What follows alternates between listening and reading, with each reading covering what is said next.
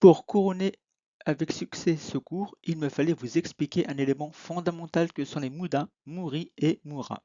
Sûrement que si vous vous intéressez aux lignes, vous avez sûrement entendu ces termes. Ne vous inquiétez pas, je vais vous expliquer de quoi il s'agit. Rappelez-vous, je vous ai sensibilisé sur le fait que les flux tirés nécessitent d'être efficaces pour produire à temps dès que le client achète un produit. Il est donc fondamental de l'optimiser. Alors Taishi Ono s'est rendu compte qu'il y avait des types de gaspillage qui faisaient que le système flux-tiré n'était pas optimisé. Et il a défini 3 familles de gaspillage. Le premier, il s'agit du plus simple à comprendre, les muda, qui signifie gaspillage. C'est une activité sans valeur ajoutée qui peut être supprimée ou acceptée. Acceptée dans le sens qu'on ne peut pas s'en débarrasser. Et Ono a identifié 2 types de muda que l'on verra sur la slide suivante. Ensuite, les mura, ce qui signifie les irrégularités, autrement dit toute variation conduisant à des situations déséquilibrées. Et enfin, les muri, voulant dire excès, cela consiste à l'homme ou à la machine à faire plus de ce qui est en capacité de faire. Comme dit précédemment, Ono a identifié 2 types de muda. Commençons par les muda de catégorie 1. Ce sont les activités sans valeur ajoutée existant au sein du flux tiré qui sont nécessaires pour le client. Prenons un exemple. Quand vous allez faire vos courses dans un hypermarché, premièrement, vous allez choisir un moyen de transport, une voiture ou par transport en commun. Ensuite, vous allez faire vos courses pour choisir vos aliments. Ensuite, vous allez à la caisse pour payer vos courses. Et enfin, reprendre votre moyen de transport pour rentrer chez vous. Il s'avère que la seule valeur ajoutée, c'est l'étape 3. Et que l'étape 1, 2 et 4 vous en permet de récupérer vos courses qui sont indispensables pour réaliser l'étape 3 qui est la tâche à valeur ajoutée. Eh bien, c'est la même chose dans le monde de l'entreprise. Quand vous appliquez un processus ou utilisez le flux tiré mis en place par Toyota, eh bien, vous aurez des tâches à non-valeur ajoutée qui sont essentielles pour, par exemple, produire la voiture pour Toyota, mais que le client ne verra pas ces tâches à non-valeur essentielles. Passons maintenant au MODA de catégorie 2. Ce sont les activités qui n'apportent aucune valeur ajoutée au flux et au client. Ce type de gaspillage doit être éliminé. Un autre exemple, vous devez réaliser et faire approuver une procédure. Alors vous allez procéder à son élaboration, ensuite validation par le supérieur hiérarchique, et enfin la qualité refuse votre procédure car elle estime que cette procédure a déjà été réalisée par une autre personne. Résultat, ce travail a été fait en double et c'est une perte de temps pour vous.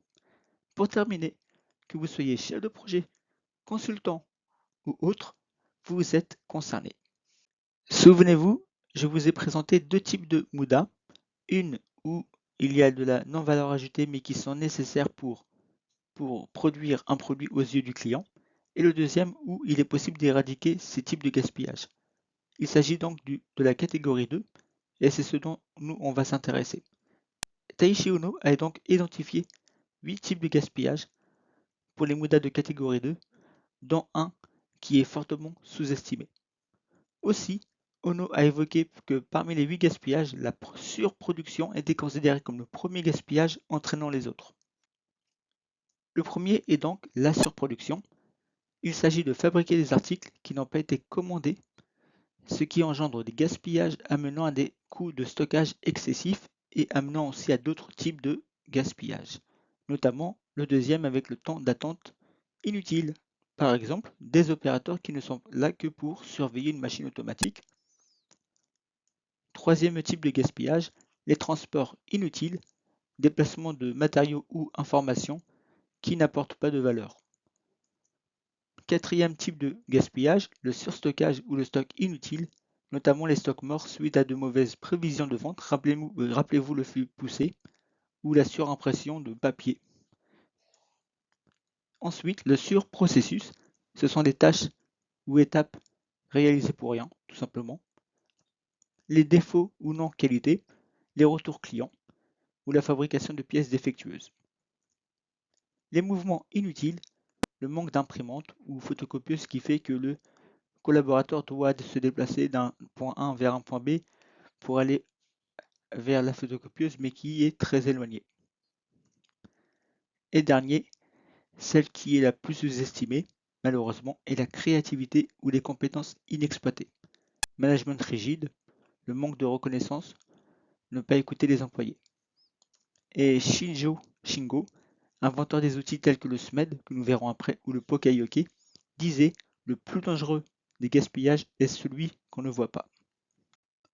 Taishi Ono disait pour définir les muras, autrement dit les irrégularités, la tortue plus lente mais régulière cause moins de gaspillage et elle est de loin préférable au lièvre qui court à perdre haleine puis s'arrête pour se reposer.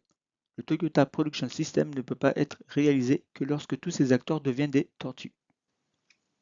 D'ailleurs, Toyota eux-mêmes l'ont dit, nous préférons produire doucement et peu mais sûrement qu'avoir des arrêts.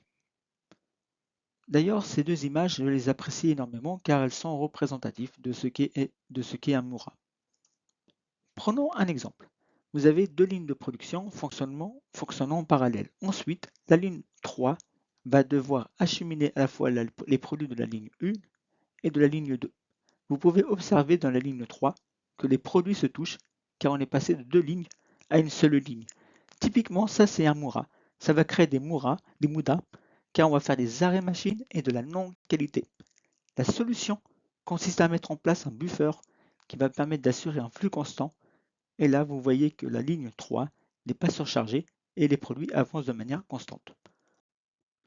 Terminons avec les mouris, qui signifie excès. Les mouris impliquent que les machines ou les employés sont surexploités, risquant ainsi d'entraîner des dysfonctionnements, des accidents de travail, des ralentissements au niveau du flux de production. Cette image montre un camion pouvant supporter une charge maximale de 1000 kg et nous constatons un produit avec une charge de 1300 kg. C'est typiquement ça un Mura. Certaines industries ont opté pour les opérateurs un exosquelette qui permet de les aider à porter des charges lourdes. Cela permet entre autres d'éviter les troubles musculo-squelettiques, les arrêts maladie. Donc voilà, typiquement, un Muri peut être dangereux puisqu'elle peut amener à des arrêts maladie, donc ralentir la production et donc affaiblir le système du flux tiré qu'a mis en place Toyota. Ce que vous devez retenir, les Muda, Mura et Muri sont interdépendants comme nous l'avons pu le voir. Il n'est pas chose aisée de trouver une solution optimale pour gérer ces 3 M, comme par exemple traiter excessivement les Muda peut conduire au Muri et l'existence de Mura peut conduire à la création de Muda. Les Muri peuvent amener à une panne de système s'il est surchargé ou un manque de personnel à cause des arrêts maladie et qui se traduira par une grande quantité de Muda et de Mura. Malheureusement, les entreprises appliquant encore le Fordisme estiment l'homme comme un gaspillage.